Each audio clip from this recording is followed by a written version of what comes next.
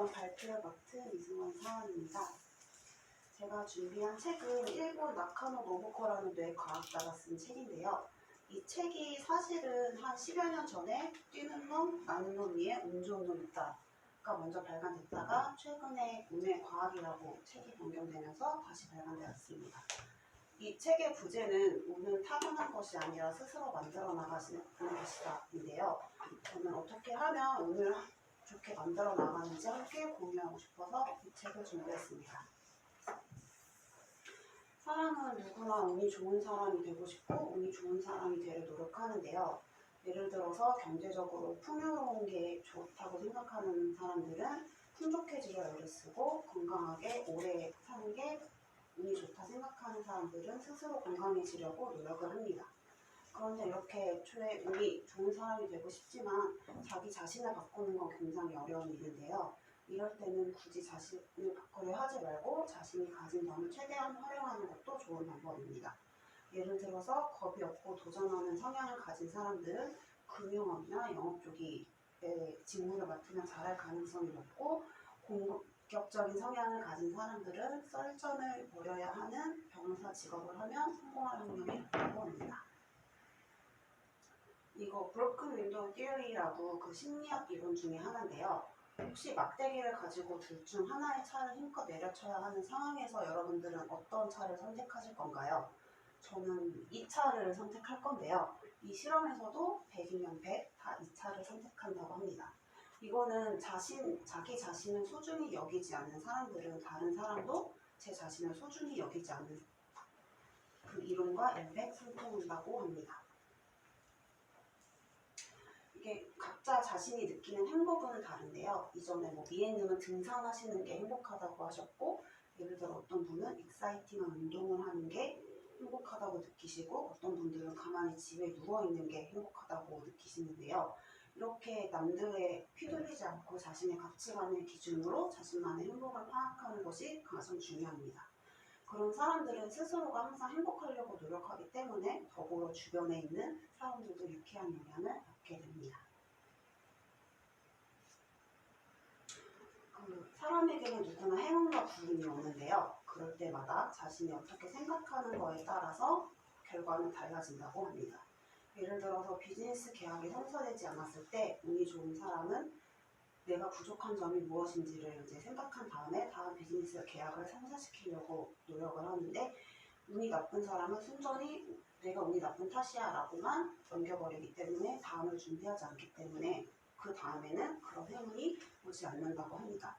그렇기 때문에 이런 일이 계속 겹치게 되면 결국은 그 미래의 결과는 정반대 방향으로 나간다고 합니다. 때로는 그 운이 좋은 것보다 긍정적인 생각이 되게 좋은 영향을 미치는데요. 예를 들어서 중요한 시험이나 중요한 경기를 앞두고 내가 이 경기를 해냈을 때 성공한 점, 아니면 이전에 실패했지만 내가 그거를 잘 준비했기 때문에 이거는 잘 될 거라는 그런 생각에 계속 긍정적인 이미지를 불러오면 그 결과는 굉장히 긍정적인 영향을 미치게 한다고 합니다. 사실 운이 좋고 나쁨은 선천적으로 타고나는 것이 아니라 자신이 어떻게 행동하느냐에 따라서 달라지기 때문에 항상 좋은 마음으로 긍정적인 생각을 하다 보면은 그 주변 사람들에게도 좋은 영향을 미치기 때문에 결론은 자기가 하고 있는 일에서 좋은 영향을 받게 됩니다. 도파민은 많이 들어보셨죠? 저희가 항상 칭찬을 받거나 좋은 일이 있거나 그럴 때 삶의 의욕을 샘솟게 하는 뇌의 호르몬입니다. 이럴 때 뇌가 기쁨을 느끼게 되면서 도파민을 분비하게 되면은 그로 인해 자신감을 느끼게 되고 자기가 하는 프로젝트나 자기가 지금 목표로 하고 있는 일에 굉장히 좋은 효과가 납니다. 그렇기 때문에 무슨 일을 할 때 내가 이게 잘 될까 안 될까 라고 생각하기보다 이 일이 잘 될 거야 라고 생각을 하면서 긍정적인 이미지를 상상하면서 도파민을 분비시키면서 일을 해보는 것 어떨까요? 사람은 사실 공동체 사회에서 살아가는 사람이기 때문에 항상 남을 배려하는 마음이 조금 필요한데요. 이거는 생물학적 역사에서도 확인된 사실인데 지금 저희 인류가 살아남은 이유가 항상 남을 배려하고 함께 살아가려고 하는 공동체 사회에서 다른 사람과 함께 살아가려고 하는 마음 때문에 저희가 이렇게 잘 살고 있다고 합니다.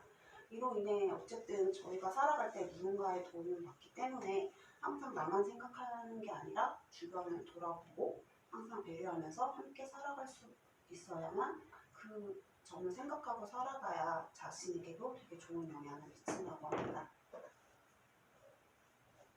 그로 인해서는 타인의 단점도 너그러워져야 하는데요. 이 과학자가 말하기에 운이 좋은 사람을 지켜보면 항상 타인을 칭찬하는 데 일이 능숙하다고 하는데요.